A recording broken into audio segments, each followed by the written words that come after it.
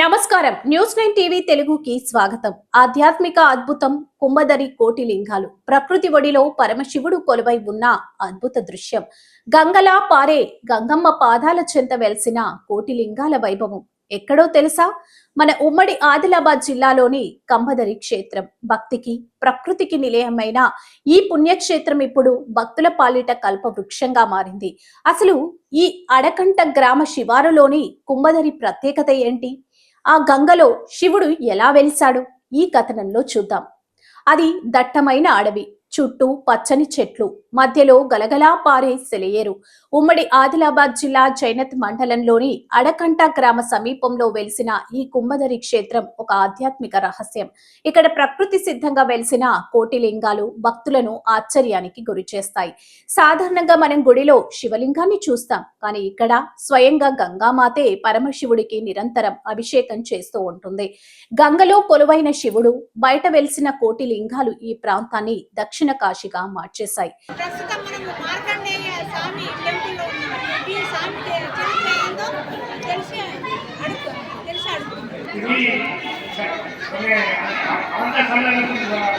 ఆగిపోయింది. 20 సంవత్సరాల నుంచి చట్టాన్ని ఆలోచించగానే నిర్మాణం అసంపూర్తిగా ఉండే మరి దీనిని గ్రామస్తుల సహకారంతో మరి ముఖ్యంగా పద్మశాలి గ్రామ కమిటీ కుటుంబాలందరూ సహాయ సహకారంతో 2023 ఫిబ్రవరి 5న దీన్ని ప్రస్తుతం జరిగింది.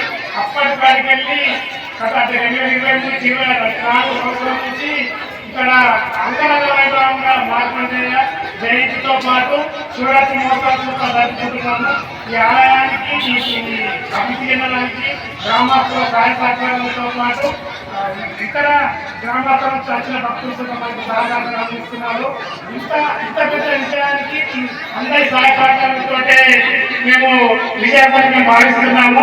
ముఖ్యంగా ఈ ఆలయాన్ని పద్మశాలి కులబాంధవులే మేనేజ్మెంట్ నిర్వహిస్తారు. ఈ మేనేజ్మెంట్ గ్రామస్తులు అన్ని కులాల పార్టీలకు పటిష్టంగా మాకు సహాయకారం వహిస్తుంది. కాబట్టి ఈ ఇంత పెద్ద విజయాన్ని మేము జరుపుకుంటున్నామని భావిస్తున్నాం. మహాశివరాత్రి పండుగ జరుపుకోబడుతుంది.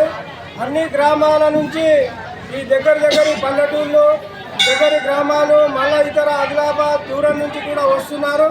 ఇక్కడ 4 సంవత్సరాల నుంచి జరుగుతున్నది. ఇంత పబ్లిక్ పెరుగుతూ ఉన్నది.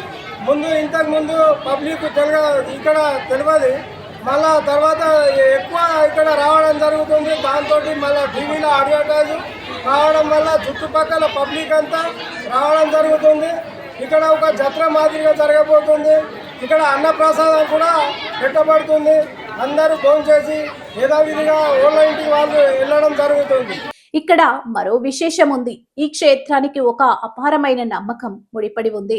రాష్ట్రంలో ఎక్కడైనా వర్షాలు పడకపోయినా, కరువు ఛాయలు కనిపిస్తున్నా భక్తులందరూ కలిసి కుంభదరికి చేరుకుంటారు. ఇక్కడ గంగాజలంతో శివుడికి ప్రత్యేకంగా అభిషేకం నిర్వహిస్తే ఆ బోలా శంకరుడు కరుణించి వరుణ దేవుడిని పంపిస్తాడని ఇక్కడి ప్రజల ప్రగాఢ విశ్వాసం. కుంభదరిలో పూజలు చేసిన వెంటనే వర్షాలు కురిసిన సందర్భాలు ఎన్నో ఉన్నాయని స్థానికులు చెబుతుంటారు. కేవలం వర్షాల కోసమే కాదు, తమ మనసులోని కోరికలు నెరవేరాలని, సకల పాపాలు హరించుకుపోవాలని వేల సంఖ్యలో భక్తులు ఇక్కడికి తరలివస్తారు. గంగలో వెలిసిన ఈ ఈశ్వరుడిని దర్శించుకుంటే జన్మ ధన్యమవుతుందని భక్తుల నమ్మకం. ప్రకృతి సోయగాల నడుమ వెలిసిన ఈ అద్భుత క్షేత్రం పర్యాటక పరంగా కూడా ఎంతో ప్రాముఖ్యత సంతరించుకుంది. చూశారుగా, ఆ గంగమ్మ ఒడిలో సెదతీరుతున్న శివయ్యను దర్శించుకుంటే కలిగే ఆ అనుభూతే వేరు. మీరు కూడా ఆధ్యాత్మిక అద్భుతాన్ని చూడాలనుకుంటే ఒకసారి కుంభదరి క్షేత్రాన్ని దర్శించండి. మరిన్ని విశేషాలతో మళ్ళీ కలుద్దాం. చూస్తూనే ఉండండి న్యూస్ 9 టీవీ తెలుగు. జై హింద్.